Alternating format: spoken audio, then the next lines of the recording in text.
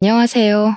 모든 사건의 전말을 알게 된 이후 한동안 시름에 빠져 살다가 이제야 훌훌 털고 나온 40대 여자입니다. 정말 이 사건을 어떻게 이야기를 해야 할지 막막합니다만 세상에 천벌받을 사람들이 많다는 걸 공론화시키고 싶어서 이렇게 글을 씁니다. 저희 아버지는 한평생 너무나도 선한 사람으로 살다가 억울하게 눈을 감으셨습니다. 정말 상상조차 할 수 없는 일이 저에게 벌어지게 된 것이죠. 다시 생각해도 가슴 아프고 머리가 어질어질할 정도로 충격적인 일이지만 이야기를 풀어보도록 하겠습니다. 저의 고향이자 지금까지 살고 있는 곳은 지방 변두리에 있는 작은 마을입니다. 자세한 위치는 차마 적을 수 없는 점 양해 부탁드립니다. 워낙 시골 동네고 좁디 좁은 곳이라 소문이 빨리 도는 곳이거든요. 작은 마을의 특성상 읍내로 나가려면 차를 타고 15분 정도 가야 합니다. 우리 마을 안에도 필요한 가게는 몇 군데 있긴 하지만 생활권이 좋은 동네는 아니었어요. 그래도 한 동네에서 오래오래 대대손손 다들 얼굴을 보고 자란 사이라서 그런지 마을 사람들끼리의 단합도 좋고 사이도 좋았습니다. 서로 좋은 게 있으면 기쁨으로 나누고 아픈 게 있으면 슬픔으로 나누는 정감 있게 그렇게 사는 사람들이었습니다. 제가 대학을 다른 지방으로 진학을 하게 되면서 그 마을을 떠나게 되긴 했지만 우리 부모님 곁에는 좋은 친구들이 있었기에 마음 놓고 떠날 수 있었습니다. 특히 제가 마을에 살면서 제일 친하게 지내던 친구가 하나 있었는데 이름이 순이였습니다. 순이는 공부는 별로 못했지만 손이 진짜로 야무진 친구라서 이것저것 다재다능하게 잘하는 친구였어요. 거기다가 순이 씨 집 아저씨가 우리 엄마랑 초등학교 때부터 동창인 사이인지라 다른 집들보다 순이네 집과 함께 보낸 시간이 몇 배로 많았습니다. 부모들끼리도 숨기는 거 없이 친한 사이니까 당연히 자식들끼리도 친해진 거였죠. 저에게는 2살 터울의 남동생이 있었는데 제 남동생도 순이를 저보다 더 친누나처럼 따르고 지냈습니다. 제 말은 믿지 못해도 순이의 말이라면 껌뻑 죽는 신용까지 하는 사이였으니 얼마나 돈독한 사이였는지 상상이 가시죠? 순이네 아줌마는 마을에서 유일하게 세탁소를 운영하시던 분이었습니다. 사실 마을 사람들이 입는 옷이 다 고만고만해서 세탁을 맡길 일은 별로 없었는데 수선 솜씨가 정말 좋으셨어요. 다 해진 옷을 기워 새 옷처럼 만들어주시기도 했고 유행이 지난 옷을 리폼해서 다른 옷처럼 만들어주시기도 했습니다.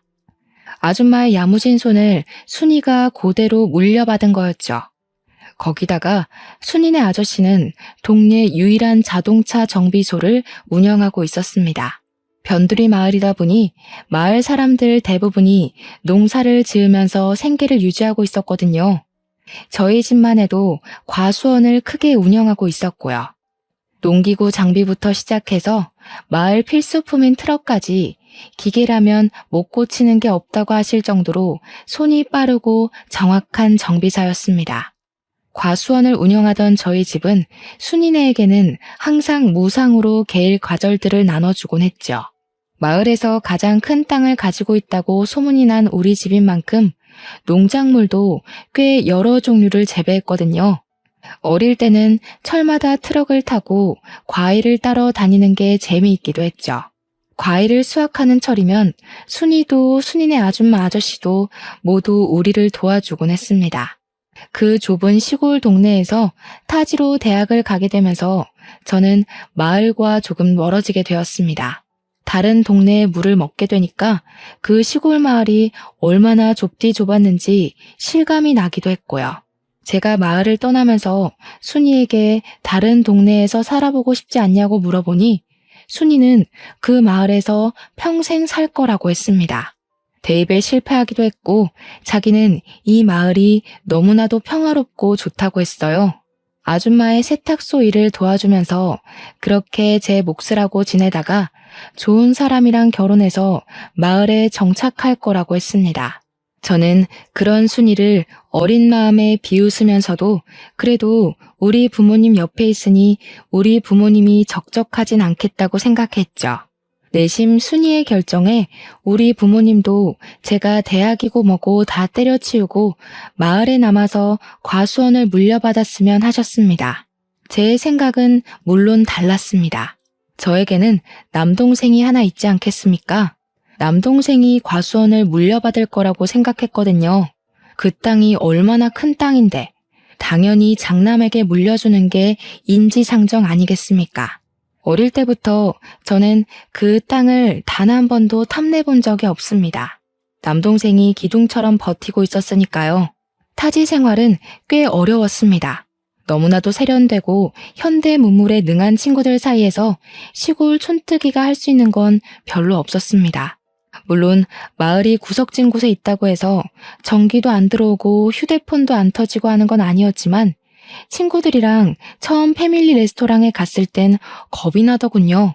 아무리 메뉴판을 읽어봐도 뭐가 뭔지 모르겠고 이거 주세요 저거 주세요 하는 친구들을 보면서 따라하는 것밖에 할 수 없었거든요. 게다가 대학 생활 자체가 별로 재미가 없었습니다. 친구들이랑 술을 먹고 클럽에 가고 해도 시끄럽기만 하고 재미는 없었고요. 제일 큰 것은 성적에 맞춰서 대학을 간 것이어서 전공하던 과목도 그다지 관심이 가지 않는다는 거였죠. 꿈도 없이 그저 이 대학에 붙었으니까 가야지 하고 온 순간의 선택은 참으로 많은 스트레스를 주었습니다. 하지만 대학 자체는 졸업을 해야 했기에 저는 꾸역꾸역 버텨내고 있었습니다. 그렇게 2년을 버텨내고 동생에게서 서울에 있는 대학에 합격을 했다고 연락이 왔습니다. 저보다 더 똑똑했던 동생이었기에 당연히 서울에 있는 학교에 무난히 합격할 거라고 생각했는데 기뻐하는 동생의 목소리를 들으니 더욱 좋더라고요. 그런데 동생이 저에게 제가 상상도 하지 못했던 이야기를 넌지시 꺼내더라고요. 자기는 언론 쪽으로 공부를 해서 자랑스러운 기자가 되고 싶다고 이야기를 했어요. 그래서 동생에게 너의 끈기라면 충분히 해낼 수 있을 거라고 문제가 뭐냐고 물어보니까 집에서 과수원을 물려받으라고 재촉을 한다는 거였습니다. 생각해보니까 그렇더라고요. 동생이 기자가 되고 제가 대충 취업을 하게 된다면 과수원을 물려받을 사람이 아무도 없는 겁니다. 부모님께서 누나도 없는 마당에 동생에게 대학도 가지 말고 하루빨리 과수원 일을 배우라고 했다는 겁니다. 너네 누나도 도망갔는데 당연히 둘째가 물려받아야 모양이라도 살지 않겠냐고 했다는데 제가 띵 하더라고요. 제 동생은 꿈도 확실하고 공부도 저보다 훨씬 잘하지 않겠어요? 저는 성적에 맞춰서 간 대학이기도 했고 서울에 있는 학교도 아니었고요. 거기다가 전공 과목 자체도 저와는 영 맞지 않는 것 같고 이렇게 시간을 보내도 되나 싶어서 적당한 중소기업에 취직하려고 애쓰지 않을까 하던 찰나였거든요. 제 인생 모토가 대충인 사람이라 대충 졸업하고 대충 취직하고 대충 결혼해서 대충 살아야지 싶었는데 동생의 고민을 들으니까 너무나도 부끄러워진 거죠. 하지만 저에게도 꿈이라는 게 생길지도 모르는 일이니까 동생에게 딱 잘라서 내가 과수원을 물려받을게 라는 말도 못하겠더라고요. 결국 대학을 졸업할 때까지 저에게는 과수원이 짐처럼 남게 되었고 휴학을 하고 군대를 간 동생에게 결심을 말했어요. 내가 과수원을 물려받을 테니까 넌 꼭 기자가 되어서 네 꿈을 이뤘으면 좋겠다고 했습니다. 동생은 저에게 울먹이면서 고맙다고 몇 번이고 인사를 했어요. 누나가 그 짐을 짊어지는 대신 자기도 꼭 누나를 돕겠다고요. 말이라도 고맙지 우리 동생이 언제 저렇게 철이 들었나 싶더라고요.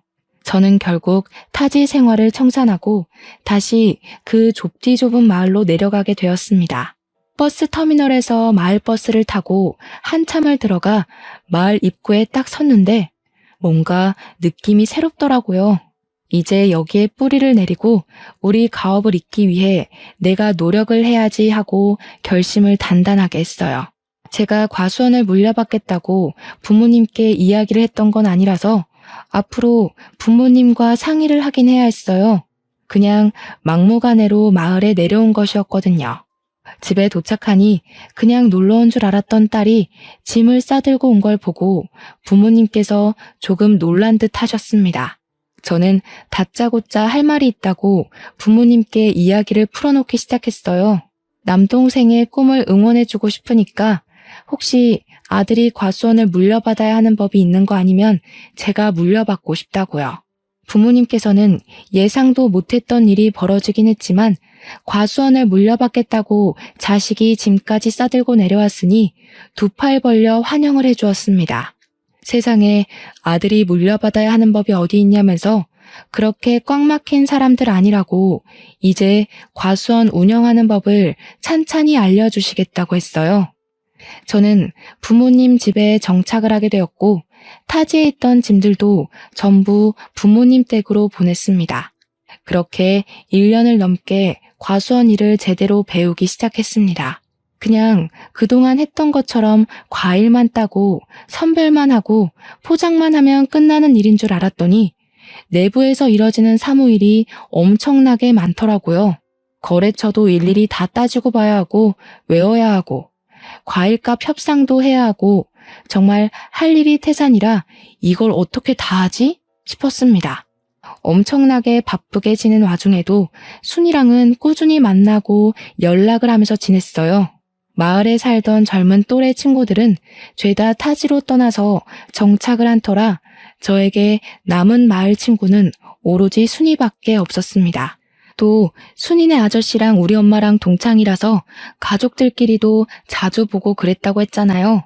순이뿐만 아니라 순이네 부모님과도 정말 많은 시간을 보내면서 많은 추억을 쌓았습니다. 군대를 제대하고 복학하기 전까지 대학에 복학하고 나서도 방학이면 틈틈이 내려오는 동생도 합세해서 추억을 쌓았죠. 동생이 내려오는 날이면 우리 집에서 작은 잔치가 열리기도 했습니다. 우리 동네가 배산임수로 유명한 동네이기도 했습니다. 변두리 산의 인근에 있는 마을이었는데 강이 굽이쳐 흐르는 곳이기도 했거든요. 공기도 좋고 물도 맑고 정말 요양하기 딱 좋은 그런 마을이라고나 할까요? 그래서인지 어릴 때 마을에 살던 분들도 나이 먹어서 다시 내려오고 하기도 했어요. 강에서 수영도 하고 산에서 솔방울도 줍고 했었는데 요 강이 또 낚시터로 상당히 유명한 장소였거든요. 저는 과수원 일을 하고 쉬는 날에는 낚시를 배워서 낚시를 다니기도 했습니다. 우리 아빠는 과일 따는 거 말고는 할 줄 아는 게 없어서 낚시 장인이라는 순이네 아저씨와 함께 낚시를 다니기 시작했어요. 손맛을 한번 보면 절대로 잊을 수 없다는 아저씨의 말처럼 저도 낚시에 요령이 생기니까 이게 너무나도 재미가 있더라고요. 낚싯지가 움직일 때까지 고요하게 평화가 유지되는 그 시간이 정말 사색에 잠기기도 좋고 저의 지난 날을 돌아보기에도 너무 좋았습니다. 순이네 아저씨는 항상 순이는 낚시 몇 번 가보더니 재미없다고 안 간다고 한다면서 저한테 딱 너 같은 딸이 있었으면 좋겠다고 하셨죠. 저도 물론 비슷한 감정이 들었습니다. 우리 아빠는 저와 다르게 술도 전혀 못 드시고 이런 취미도 없으셨거든요. 오죽하면 제가 순이네 아저씨한테 술을 배웠다니까요. 아저씨랑 술 한 잔 걸치면서 낚시도 하고 라면 끓여 먹는 게 그렇게 재미있을 수가 없었어요. 제가 과수원 일을 하면서 받은 스트레스를 순이네 아저씨와 취미생활을 도모하면서 풀었으니 대단히 친한 사이였죠. 동생이 오는 날이면 고기 파티가 열리곤 했는데 순이네 아저씨가 또 바비큐 장비를 다 가지고 있었어요. 그래서 순이네 집에서 고기를 구워 먹고 술도 마시고 진짜 신이 나게 놀기도 했습니다. 우리 아빠가 순이네 아저씨한테 얼마나 고마워했는지 몰라요. 자식들을 친자식처럼 너무 잘 챙겨준다고요. 그러던 와중에 순이한테 선자리가 들어왔고 읍내에 사는 건실한 청년과 선을 보게 되었습니다. 마을에 계신 어르신이 주선한 선자리였는데 그 어르신이 평판이 별로 좋은 분은 아니라서 저희 가족도 꽤 걱정을 하긴 했어요. 그런데 발그레해진 뺨을 하고 돌아온 순이는 그 남자가 너무나도 마음에 든다고 했습니다. 평소 마을을 떠난 적 없던 순이가 아줌마 밑에서 세탁소 일 도우며 근근히 잡일하며 사는 게 마을 사람들도 걱정이 되었었나 봐요. 시집이라도 멀쩡하고 건실한 남자 붙잡아서 가는 게 좋은 거 아니겠냐고 주위에서도 잘 만났다고 칭찬을 해주었죠. 웬일로 그 괴팍한 노친네가 좋은 사람을 다 소개해줬냐고 잘 됐다고 한 소리씩 얹었어요. 상대방도 그렇고 순이도 그렇게 둘 다 첫눈에 뿅 간 건지 연애를 시작하더니 얼마 지나지 않아서 결혼까지 하겠다고 한 거죠. 우리 집 와서 연애하는 이야기를 해주는데 제가 너무너무 신기하더라고요. 어떻게 사람에게 첫눈에 반할 수 있지? 싶어서요. 저는 여태 그런 운명의 상대를 만나본 적도 없었고 첫사랑이라고 일컫는 그런 남자도 없었거든요. 혼자 짝사랑을 두어 번 해봤는데 상대가 저에게 관심 없는 걸 알자마자 자연스럽게 마음이 식더라고요. 아무튼 이런저런 이야기를 나누는데 우리 아빠가 옆에 슬쩍 오더니 우리 딸이 아무것도 모르는 철부지였구나 하시는 겁니다. 그러더니 첫사랑이란 게 무척 대단한 사랑이라고 하더라고요. 추억으로도 깊이 남는 거고 또 시간이 지나면 친구로도 남는 게 첫사랑이라고 하시는데 첫사랑이랑 무슨 친구를 하나 싶었죠. 세상에 그런 사람이 어디 있냐고 하니까 아빠가 껄껄 웃으면서 너네 엄마가 첫사랑이랑 친구하고 지내잖아 이러는 겁니다. 알고 보니까 순이네 아저씨가 우리 엄마의 첫사랑이라고 하더라고요. 제가 얼마나 놀랐는지 몰라요. 여기가 무슨 할리우드도 아니고 첫사랑이랑 같은 동네 살면서 허구한 날 자식들의 배우자까지 끼고 친구처럼 지낼 수 있나 싶었죠. 순이도 그 이야기는 처음 들었는지 무척 놀래더라고요. 아무튼 평생 마을을 떠나지 않을 거라고 이야기했던 순이가 결혼을 하고 읍내로 떠나게 되었습니다. 그게 제 나이 30살의 이야기네요. 제 동생은 착실하게 신문사에 취직해서 인턴을 하고 있었고 저는 과수원에 대해 대부분 모르는 게 없는 상태가 되었습니다. 순이는 시집가서 정말 행복하게 살고 있는 듯 했어요. 얼마나 마음이 행복했는지 모릅니다. 그러던 어느 날 늘 웃음꽃이 피어있던 순이의 얼굴에 그림자가 슬쩍 드리우기 시작했어요. 순이에게 무슨 일 있냐고 물어봤는데 아무 일도 없다고 하더라고요. 그래서 그냥 그런가 보다 했죠. 그렇게 속절없이 시간이 흐르고 구정이 되어서 순이가 친정집을 찾아왔는데 남편이랑 같이 오질 않았더라고요. 제가 슬쩍 남편은 어디 가고 순이 너만 왔어? 하고 물어보니까 남편이 일이 바빠서 같이 못 왔다고 하는데 표정이 좀 울상이더라고요. 표정이 영 안 좋으니까 친구로서 걱정도 되고 왜 그렇게 안색이 별로냐고 물어봤죠. 결혼한 지 1년밖에 지나지 않았는데 벌써부터 권태기가 찾아온 거야? 하면서 너스레를 떨었어요. 그랬더니 그냥 조용히 웃고 말더라고요. 그래서 혹시 너 임신해서 컨디션이 안 좋은 거 아니냐고 물어봤죠. 순이가 한숨을 푹 쉬면서 아니라고 임신을 해야 하는데 잘 안 돼서 스트레스라고 하더라고요. 시댁에서 손주를 빨리 낳으라고 닥달하는 듯 했어요. 참 대한민국의 꼬장꼬장한 시어머니들이란 위로는 해야겠다. 저도 잘 모르는 부분이니까 그냥 말로만 이야기를 해줄 수밖에 없었죠. 너무 스트레스 받으면 임신에 영향을 끼친다더라. 마음 편하게 먹고 기다리면 찾아오지 않겠냐? 이런 말들이요. 그렇게 몇 개월이 더 지난 어느 날 순이에게서 드디어 임신을 했다는 소식이 전해져 왔습니다. 순이네 부모님도 얼마나 신나하던지 막 먹을 거 바리바리 싸들고 입덧으로 고생한다는 딸 보러 읍내에 가더라고요. 몇 주가 흐르고 안정기가 찾아온 것 같다고 아이 성별이 딸이라는 소식을 들었어요. 그 전주까지 과수원 수학철이라 제가 무척이나 바빠서 순이를 보러 읍내에 한 번도 가지 못했었거든요. 이참에 아기 옷이나 한 벌 사서 순이한테 선물로 줘야겠다 싶었죠. 이왕이면 서프라이즈로 해주면 어떨까 싶기도 했어요. 순이는 일을 하지 않고 집에서 지내고 있다는 이야기를 들었거든요. 그래서 순이네 아저씨한테 순이네 읍내 집을 물어보고는 때마침 내려온 남동생과 함께 선물을 사들고 찾아갔습니다. 딸을 가졌다고 했으니 분홍색 네이도 사고 아가들이 쓰는 용품들도 사서 순이네 집 배를 눌렀습니다. 분명 배를 누르기 전에 안에서 사람 기척도 느껴졌고 순이 목소리도 흐릿하게 들린 것 같은데 배를 누르자마자 조용해지는 거예요. 못 들었나 싶어서 현관문을 쿵쿵 두들기는데도 아무도 문을 열어주지 않더라고요.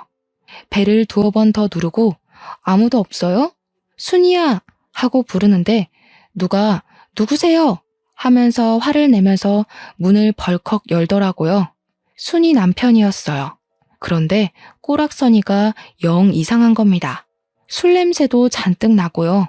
저를 빤히 쳐다보면서 인상을 쓰길래 나 순이 친구라고 순이 집에 있죠?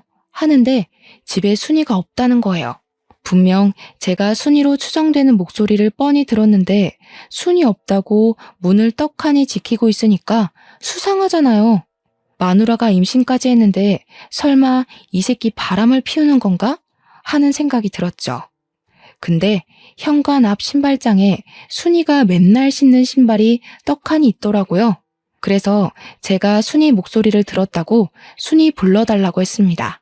그 순간 우리 남동생이 뭔가 이상한 낌새라도 느낀 건지 그렇게 예의가 없는 자식은 아닌데 순이 남편을 밀치고 집으로 들어가는 겁니다. 당황한 순이 남편은 뭐 하는 짓이냐고 남동생을 끌어내려고 하고 저는 그런 순이 남편한테 순이가 근처에 나간 거면 집에서 기다리겠다고 했죠. 우리가 선물도 사왔는데 문전 박대하는 건 아닌 것 같다. 내 동생 서울 가야 하니까 오늘 꼭 만나야 한다고 했습니다. 순이 남편이 짜증을 확 내는데 집에 들어간 동생이 갑자기 막 집안을 뒤지는 거예요. 순이 남편이 놀래서 뭐 하는 거야? 나가! 하는데 남동생이 아랑곳하지 않고 방문을 막 벌컥벌컥 열었어요. 일단 남동생이 이상한 행동을 하니까 저도 따라 들어가서 뭐 하는 짓인가 하고 살펴봤죠.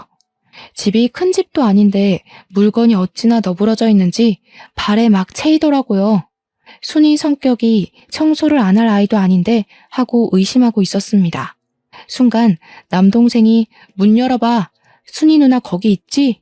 이러는데 방문 하나가 잠겨 있는지 손잡이가 안 돌아가더라고요. 문 열어봐. 정순이 거기 있지? 이러는데 순이 남편이 너 뭐야? 뭐 하는 새끼야? 경찰 부를 거야? 난리가 난 겁니다. 순간 이거 보통 일이 아니다 하는 생각이 머릿속에 확 스쳐서 제가 순이가 있을 법한 방문에 대고 소리를 쳤어요. 순이야, 우리가 도와줄게 나와봐. 무슨 일인데 그래? 그 순간 순이가 문을 열고 나오는데 저랑 남동생은 까무러치는 줄 알았습니다. 순이가 코피를 줄줄 쏟아내는 채로 머리까지 잔뜩 헝클어진 상태로 울면서 나오더라고요. 제가 너무 놀라서 순이야! 하고 순이에게 달려갔는데 순간 남동생이 순이 남편 멱살을 떡하니 잡더라고요. 우리 남동생이 키도 크고 덩치도 꽤 좋았거든요.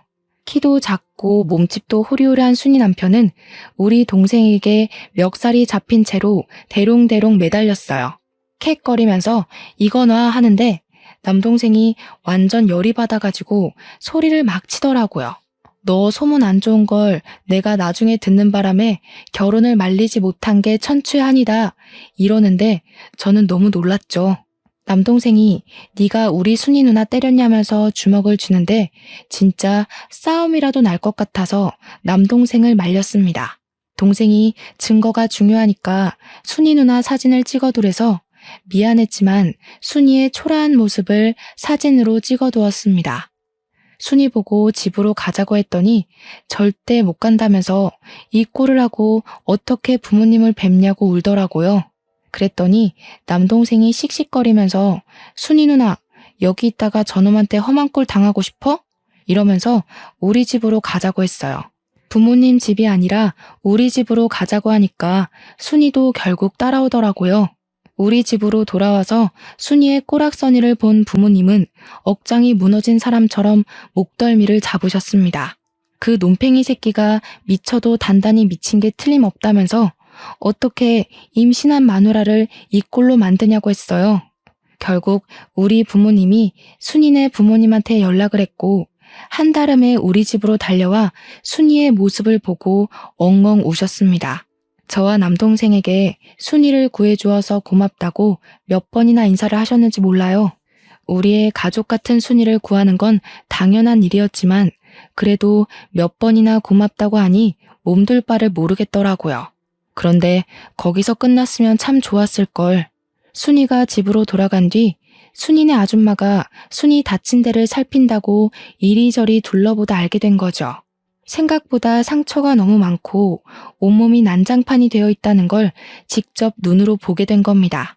남편의 그런 행패가 하루 이틀 만에 이루어진 게 아니라는 걸 알게 되었고 그런 놈을 사위라고 예뻐했다는 게 너무 화가 나셨나 봐요. 그대로 순이네 아줌마가 쓰러지시고 말았던 거죠. 그래도 정신은 어느 정도 있으셨는데 순이가 며칠 뒤 유산까지 하고 나서는 완전히 정신까지 놓아버리셨습니다. 병원에서는 갑자기 혈압이 한 번에 올라서 쓰러진 거라고 하면서 본인 의지가 가장 중요한 거라고 했다더군요. 한마디로 순이네 아줌마가 깨어날 의지가 있어야만 정신을 차릴 수 있을 거라고 약으로는 할 수 있는 게 없다고 이야기를 했대요. 그렇게 순이네 아줌마가 쓰러져서 병원 신세를 지게 되니까 순이도 순이네 아저씨도 병원을 계속 들락날락하게 된 거죠. 근데 그때가 또 수학을 마친 과일을 선별해서 경매에 내놔야 하는 시기였거든요. 제가 하루 종일 바쁘게 일에 매진해야 하는 시기라서 정말 정신이 하나도 없는 상태였어요. 우리 아빠도 저와 같이 과일 선별하고 경매 준비하느라 정신이 없었고 유일하게 여유가 있는 엄마가 순이네를 챙기기 시작했습니다. 순이네 아줌마가 정신을 못 차리고 있으니까 우리 엄마가 직접 순이네의 반찬을 챙겨서 가져다 주고 하셨어요. 순이는 순이네 아줌마 병실에서 먹고 자고 하고 있었는데 아저씨는 정비소 일을 언제까지고 미룰 수가 없으니까 일을 하셔야 했거든요. 거기다가 하루 입원비도 어마어마하게 비싸다면서 일을 해야 병원비도 감당할 수 있다고 했어요. 처음에는 엄마가 일주일에 한 번씩 가서 반찬만 후딱 전해주고 오시더니 시간이 지날수록 점점 방문 횟수가 늘더라고요.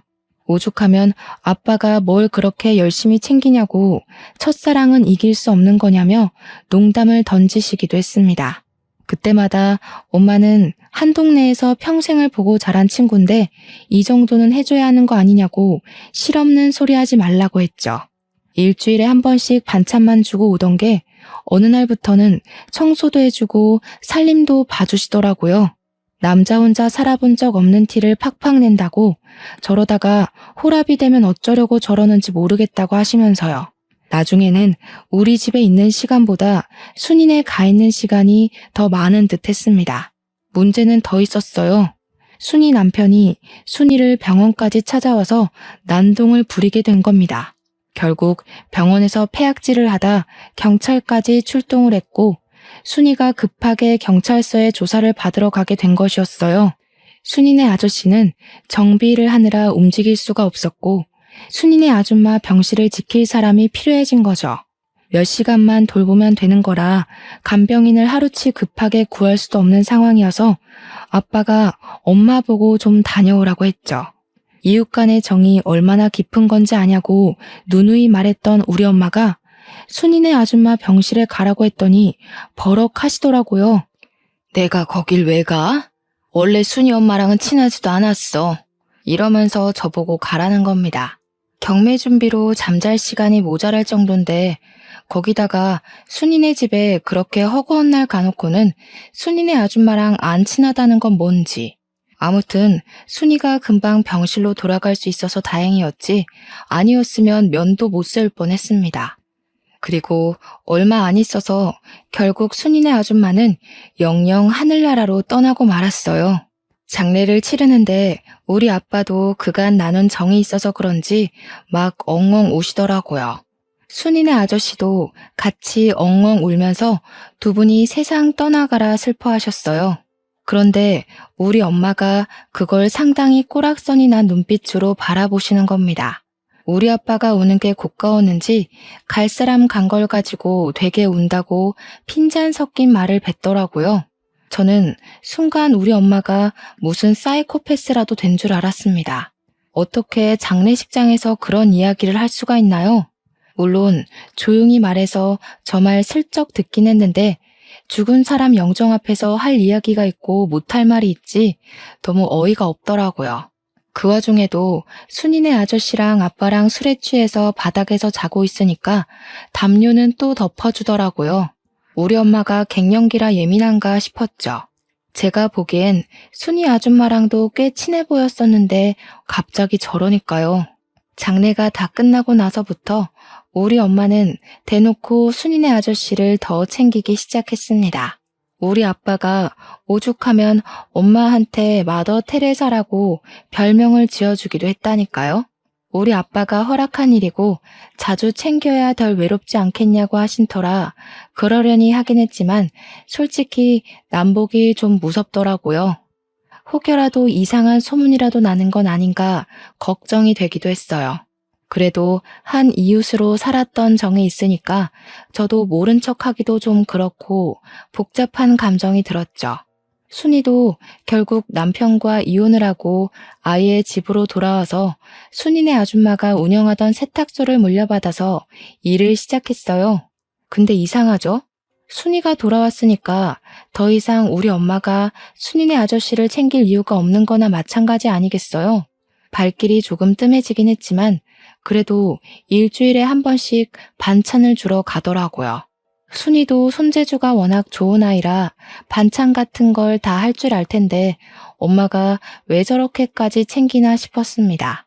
동생이 내려오면 순이네 집에서 바비큐를 하고 잔치도 열고 하긴 했지만 그래도 우리 가족끼리 보내는 시간이 꼭 있었거든요. 그런데 우리 동생이 정식 기자가 되어서 진짜 몇 개월에 한 번 내려올까 말까 하는데도 꼭 순이네랑 같이 모여야 한다는 겁니다. 그 순간 그런 직감이 드는 겁니다.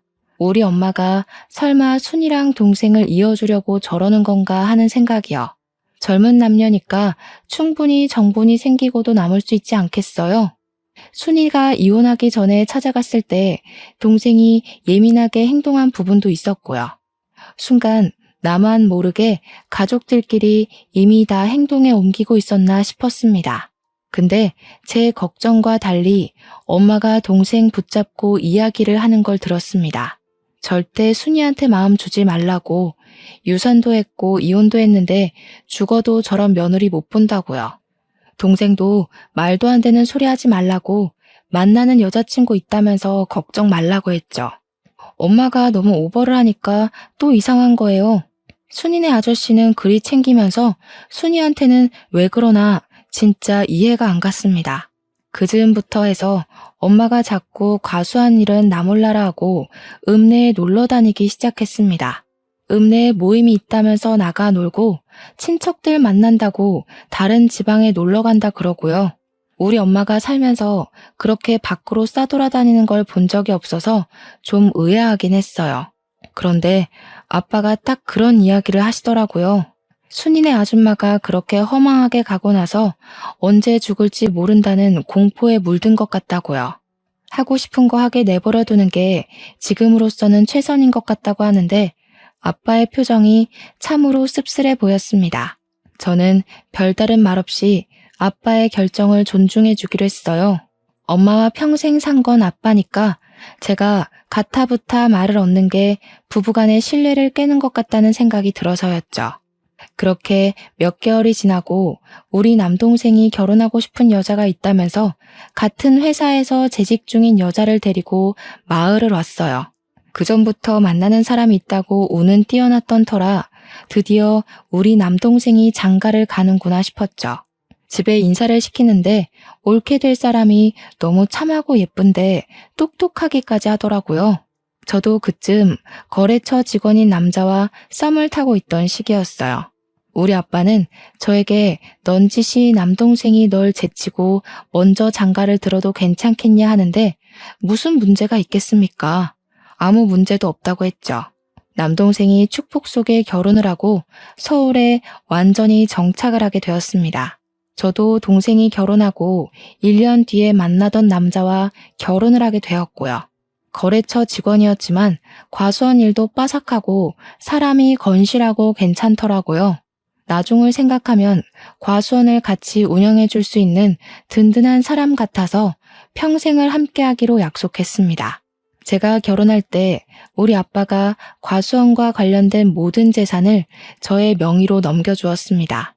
결혼 선물이라고 주었는데 저는 일찍부터 너무 큰 선물을 받는 것 같아서 솔직히 부담스럽기도 했어요. 아빠가 한 가지 약속을 해달라고 하시면서 원래 결혼할 때 주려고 했다고 아무한테 명의를 넘긴 것을 이야기하지 말라고 신신당부를 했습니다. 동생은 물론이고 엄마한테까지 말하지 말라고 해서 왜 그러시나 했는데 뭐 아빠의 부탁이니 알겠다고 했어요. 그렇게 1년이 더 지난 어느 날 저랑 남편이 서울에 있는 거래처에 볼 일이 생겨서 서울을 가게 되었습니다. 엄마랑 아빠한테 말씀을 드리고 출발한 터라 동생도 보고 와야겠다 싶어서 동생한테도 연락을 해두었어요. 저녁이나 먹자고 해서 동생네 부부와 저희 부부가 만나서 밥을 먹고 있는데 제 휴대폰에 불이 나게 연락이 오는 겁니다. 엄마한테 막 황급히 연락이 오길래 무슨 일이냐고 물어보니까 아빠가 사고를 당했다는 거예요. 그게 무슨 소리야 하는데 엄마가 얼이 완전히 나간 건지 덜덜 떨리는 목소리로 아빠가 사고를 당했다고 당장 내려와 하더라고요. 놀래서 남동생네 부부랑 정신없이 차를 타고 읍내에 있는 병원으로 내려왔죠. 엄마는 덜덜 떨면서 울고 있고 옆에서 순이네 아저씨가 한숨만 푹푹 내쉬면서 우리를 보고는 왔어 하시더라고요. 하필이면 오늘 자식들도 없고 적적한 와중에 엄마가 아빠한테 순이네 집으로 반찬을 가져다 주라고 심부름을 시켰대요.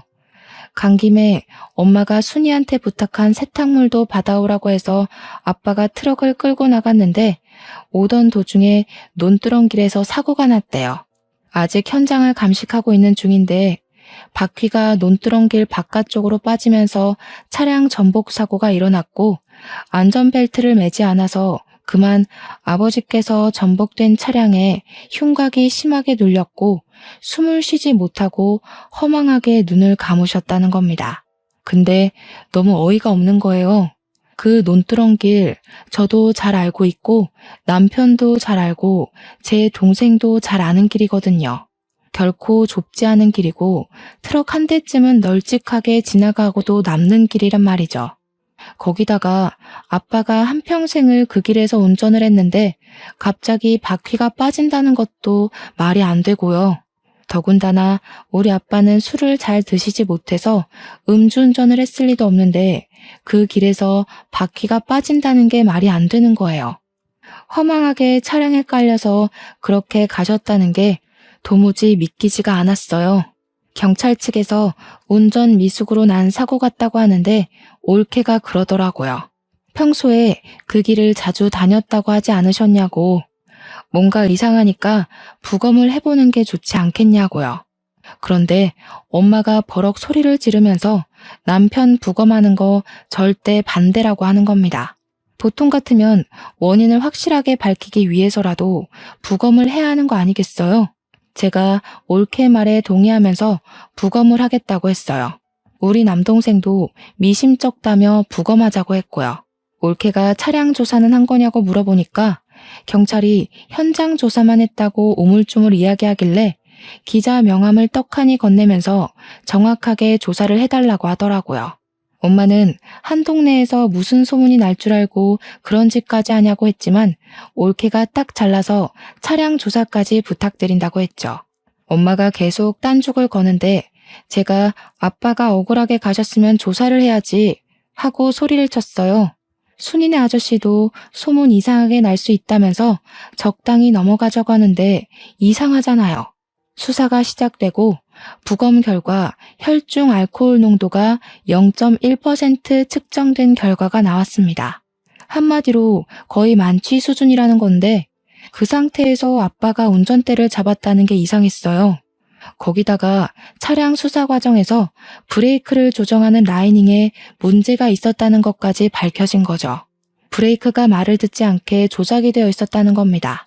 아무리 서행을 했어도 멈추질 않으니까 핸들을 이리저리 틀었을 테고 거기다가 음주 상태였으니까요. 사고가 날 수밖에 없었던 거죠. 그러니까 엄마와 순이네 아저씨가 미친 듯이 수상하더라고요. 그래서 따로 붙잡고 물어봤더니 둘 다 회피하는 듯한 발언을 하는 거예요. 아저씨는 엄마한테 물어봐라. 엄마는 아저씨한테 물어봐라. 둘 다 서로 술을 먹은 걸 본 적이 없다고 발뺌을 하고 있었습니다. 그래서 결국은 삼자대면을 했고 서로에게 떠밀고 있었던 상황을 이야기하니까 경찰서 앞에서 둘이 싸우기 시작하는 겁니다.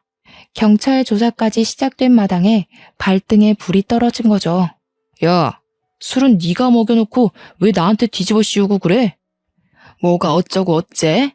네가 브레이크 망가뜨려 놓고 나한테 왜 그래? 하면서 둘이 머리채 쥐어잡고 싸우는데 우리 부부 남동생네 부부 할 거 없이 기함을 토했죠. 결국 경찰이 개입을 했고 사건의 전말을 들을 수 있었습니다. 순이네 아줌마가 사고로 입원을 한 이후로 순이네 아저씨를 챙겨주다가 둘이 결국 눈이 맞았던 거였어요. 몇 년을 남몰래 바람을 피우다가 순이네 아줌마가 돌아가시고 순이가 돌아오게 되니까 두 분이 마음 놓고 만날 공간이 사라진 거죠. 거기다가 엄마한테는 아빠까지 있었으니 순이네 아저씨는 너도 이혼하고 나랑 재혼하자 난리를 쳤고요. 엄마는 동네 이목이 무서워서 이혼을 못하고 있다가 자식들이 결혼하고 나니까 아빠랑 사는 게 더 이상은 지겨웠던 거였어요. 과수원까지 욕심이 났던 엄마는 아빠가 사망하게 되면 배우자 명의로 모든 재산이 넘어오니까 그걸 노린 거죠. 아빠한테 술을 먹인 건 엄마였고 아빠의 차를 고장낸 건 순이네 아저씨였습니다. 그 사실을 알게 된 우리는 엄마가 사람으로 보이지 않았습니다. 그 와중에도 엄마는 과수원은 어떻게 되는 거냐고 미친 사람처럼 굴더라고요. 과수원은 내 거지? 그래, 내 거야. 배우자 거잖아. 맞지? 꿈깨. 그거 아빠가 나 결혼할 때 내 명의로 다 증여해줬어. 아무한테도 말하지 말라더니 아빠는 알았나 보다. 엄마가 바람 피우는 거. 엄마는 모든 걸 잃은 사람처럼 허탈한 표정으로 유치장에 수감되어 있었어요. 순이네 아저씨도 머리를 쥐어뜯으면서 고개를 푹 숙이고 유치장 구석에 앉아 있더라고요. 결국 둘 다 살인죄가 적용되어 재판을 받게 되었고 공범임이 인정되어 엄마는 징역 35년, 아저씨는 무기징역을 받게 되었습니다. 모든 사실을 알게 된 순이는 그대로 잠적을 했고 어디서 뭘 하고 사는지 지금까지도 모르고 지내고 있습니다. 결국 저는 부모님과 함께한 추억이 담긴 집이 지긋지긋해서 처분을 하고 읍내에 있는 아파트로 이사를 갔습니다. 일이 어떻게 되었든 과수원은 운영을 해야 했으니까요. 우려했던 대로 동네에 흉흉한 소문이 싹 돌았지만 다들 저를 불쌍하게나 생각하지 손가락질하진 않더라고요. 저는 남편을 의지하며 여전히 과수원을 운영하면서 살고 있습니다. 동생도 저도 아직까지 엄마의 면회는 가본 적이 없어요. 아마 앞으로도 갈 일은 없을 것 같습니다. 지독한 첫사랑이 뭔지 사람 한순간에 망가지더라고요. 저는 그런 삶은 살지 않을 겁니다. 제 결심이 평생 가길 기도하며 제 사연은 여기서 멈추도록 하겠습니다. 감사합니다.